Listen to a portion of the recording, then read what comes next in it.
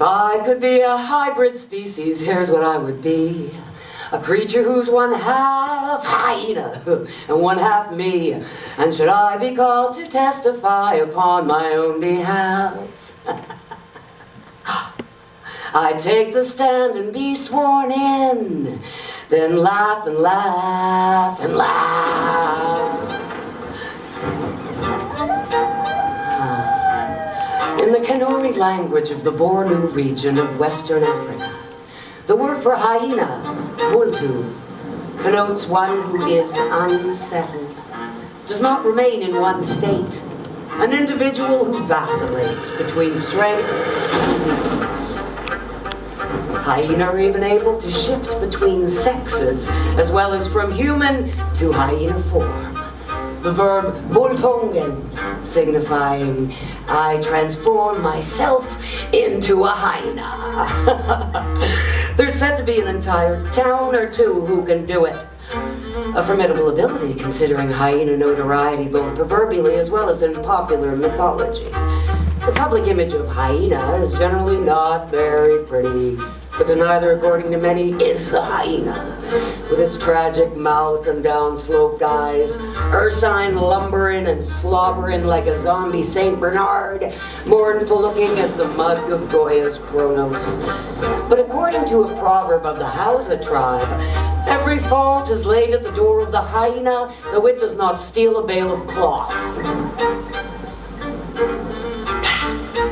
The tongue of the hyena is barbed like the tongue of a cat. Some human beings are surprised by that, because they suppose hyena more resemble dogs than cats, when in fact they are neither of those. Most closely related to meerkats and mongoose, hyena constitute their very own family, Hyaenidae, order Carnivora, genus and species Crocuta, named after a mythical wolf dog with supernaturally powerful teeth and instantaneous digestion, which lured dogs and men to their doom, assuming a human voice and calling them by name, feigning the identity of a loved one in distress just beyond that clump of shrubbery. Not such a trustworthy namesake to be saddled with. A little like naming someone low-down snake in the grass or something like that. Rather stacking the odds against social success. And so yes, nobody loves a hyena, they're carrion eaters. Grave robbers, shapeshifters, liars, and cheaters with a bad reputation for repugnant gustation. This in addition to being cowards and scavengers. Demons and enemies of the church, overturning sepulchres and devouring the corpses of innocent converts.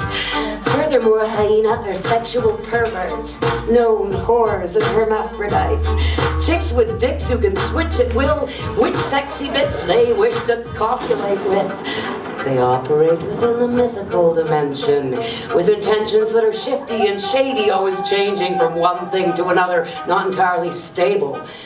You might almost feel sorry for the poor guys, but bear in mind the Mandi proverb, which reminds, it's never wise to show a hyena how well you can bite. Hyena, cattle of night, courser of witches with lanterns alight, burning hyena butter.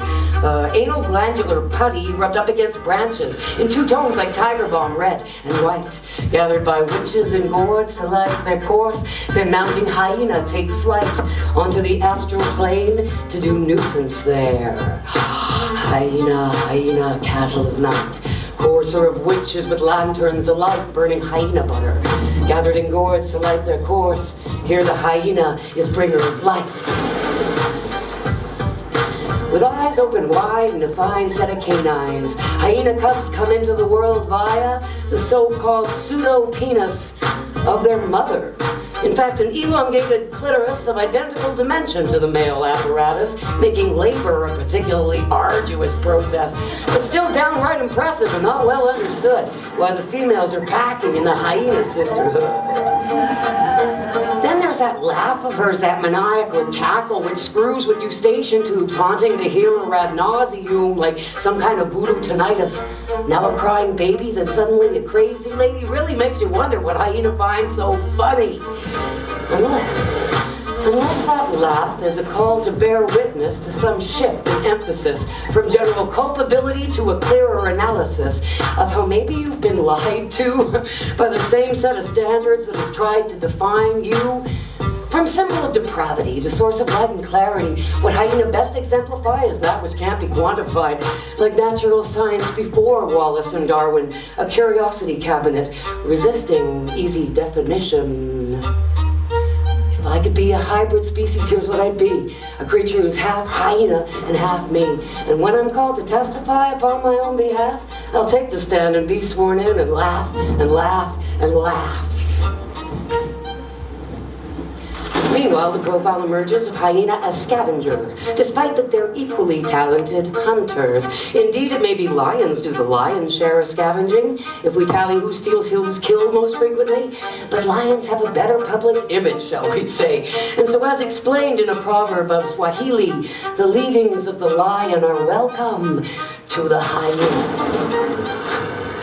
So the truth is, hyena are just better eaters. Seriously, they're marvels of digestive efficiency. Hyena feces is as white as chalk and dry as rye vita. I seen it. You could probably draw a hopscotch on the sidewalk with that shit. Enzymes in their digestive tracts can extract blood from a stone with tooth and jaw designed to grind bone, not a narrow like a marrow left unscoured. Nothing going to waste. It kind of brings back happy memories of your anarchist squatter days in East Vancouver in the late 80s. Scavenger was never a bad word, it was what you aspired to be. Diving into dumpsters in the parking lot behind Safeway, they could pretty well feed all 38 squatters on what the supermarket chucked out every day. And can it really be stealing if the lions already abandoned it and walked away? And when Safeway started putting padlocks on the dumpsters, wasn't that pretty much sour grapes?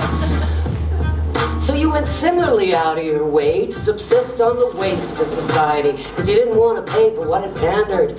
And in 6 abandoned houses, the squatters took up residence, hooked up phone and power just like regular citizens, and petitioned the city to save those perfectly livable bungalows from demolition, instead of throwing up still more fancy condos for which not a soul in the whole neighborhood had the dough. The point wasn't solely to draw attention to the plight of the homeless. It was to avoid joining them. But when Great Aunt Enid saw squatters on the evening news, she refused to accept that any relation of hers could fall in with people like those.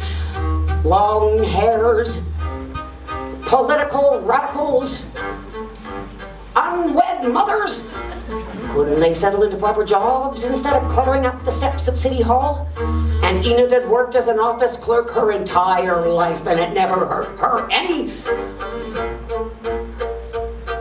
But you do have a job, you tell Great Aunt Enid, and this is aside from rescuing perfectly edible fruits and vegetables from landfills. You also work in the stainless steel, steamy industrial kitchen of a fancy hotel downtown, where they chucked out enough food every night to feed a crowd. Food which no employee was even allowed to salvage, at least not officially. Which is why some rules are not meant to be paid attention to. And you arrange to be the one who takes out the trash at the end of the night, dash to a phone booth and call up a certain United Church on the downtown east side, a neighborhood where homeless persons often line the curb like that ridge of dust at the edge of the pan, which never gets swept up. Quite. And you wait in the back alley for the minister's Black Mariah with headlights dimmed, and you deliver the food bins to him, carefully stacked in garbage bags, a flat of mashed potatoes and carrots, a tray of Boston creams, or whatever it happens to be, which breach of legality the good folks at the downtown church are only too happy to recycle into meals for local people, the broke, the addicted, and mentally ill, helping keep body and soul together another night.